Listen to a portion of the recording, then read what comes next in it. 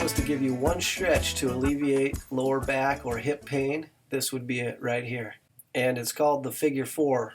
What you're going to do is you're going to take your foot, you're going to put it up on your knee, try not to slouch, trying to tilt your pelvis rather than round your back.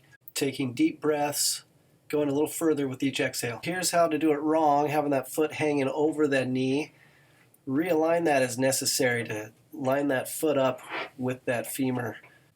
As for the next stretch, you're going to cross one leg over the other, taking the opposite arm across, pulling the leg across the center line, and then reaching back behind you with the other arm, twisting and turning. As you take a deep breath, as you exhale, you're going to rotate a little bit further, looking over your shoulder as far as you can. You should feel this in your hip, leg, and or low back. This next stretch in yoga is called the Pigeon pose. We're going to show you some variations of this stretch. First, you take that foot, you bring it way out in front of you, bending at the knee, and trying to sink that hip forward and into that leg. Now, variations here, if you bring that heel a little further in towards the groin, you're going to get a little bit of a different stretch. And you can go anywhere along that arc with that heel. As she puts that heel in a little further, rolling that hip forward. A couple other things to keep in mind is where your body is in position over your leg. If you try and force your body inferior or back towards your heels, or take your body a little more forward, or kick your hip out to the side, it's something you just have to play around with to feel the right angle for you and where you need the stretch the most. This next stretch is a lunge stretch, great for the hip flexors. We're going to show you some variations to get into the abductors of the hip, or the side of the hip there. You're going to engage the lunge, and then you're going to add a side bend, keeping that hip engaged or forward so you don't let that hip roll back on you.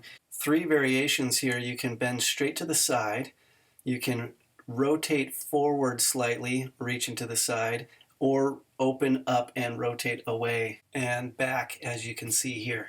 This next stretch is the upward dog or Cobra pose, and you're going to place your hands by your rib cage as far down as you can, and you're going to press up, arching your back, allowing the front of your pelvis and your abdomen to disengage or relax. Some variations here is to rock or move side to side, lifting one side of your pelvis and dropping the other part of your pelvis or hip forward, and taking deep breaths in that position. You should feel a good stretch in there if you have any type of tension at all.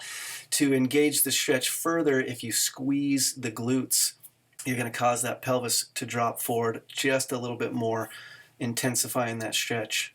This next stretch is a very basic and simple stretch, but very effective. Simply put, you bend your knee up to your chest. Now, a couple variations. If you pull that knee out slightly towards that same side shoulder, you may feel a little bit of a different stretch into the hamstring and gluteal region.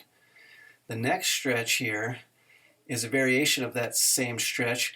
Instead of pulling it to the same side shoulder, you're going to bring it to the center of the chest or across the center line to the opposite shoulder. And as you do this, to get the added benefit of this stretch, you're going to reach down and you're going to grab your ankle, giving that hip or knee a little bit of rotation. And as with all stretches, once you have engaged the stretch, you feel like you've reached that point where you feel it pulling good. Take a good deep breath in. As you exhale, allow your body to relax, going further and deeper into that stretch with each breath you take.